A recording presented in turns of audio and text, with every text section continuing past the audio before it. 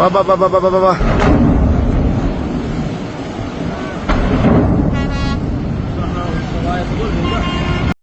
war degdega oo hadda soo dhacay ayaa waxa uu sheegayaa in Israa'iil ay duqeymo lixaad leh ay ka geysatay magaalooyinka ay maamulaan Xuutiyiinta gacanta ku haya qaybaha badan ee dalkaas Yemen iyaga oo beegsaday garoonka diyaaradaha ee Ras Ciise iyo waliba dekedda weyn ee Xudayda. Xuutiyiinta ayaa war-saxaafadeed ay soo saareen waxa ay ku sheegeen in ay baneeyeen inta badan haamaha shidaalka ee dekedda Xudayda yaalay ka hor weerarka, balse muuqaalada laga soo bandhigayo weerarkan laga soo duubay ayaa muujinaya dab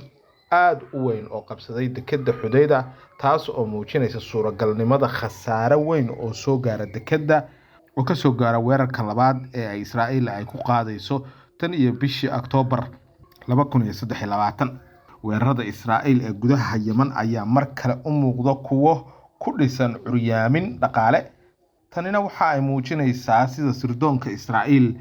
aysan xog uga haynin saldhigyada ay ku sugan yihiin xubnaha ugu muhiimsan ururka Xuutiyiinta, si ka duwan Lubnaan oo ay ka geysanayso weeraro sirdoon oo sax ah oo lagu bartilmaameedsanayo qaab dhismeedka hoggaanka ururka Xisbullah, iyadoo maalmihii ugu dambeysay la dilay ninkii ugu sarreeyay Xisbullah saraakiil badan oo kale oo ka hooseysay. warkan wixii ku soo kordha isha ku hay Rasmi Radio oo nagala soco barta aan ku leenahay Facebooka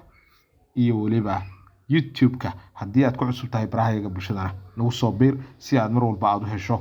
wararka markaasi ugu dambeeyay ee Soomaaliya iyo Bariga Dhexe intaba.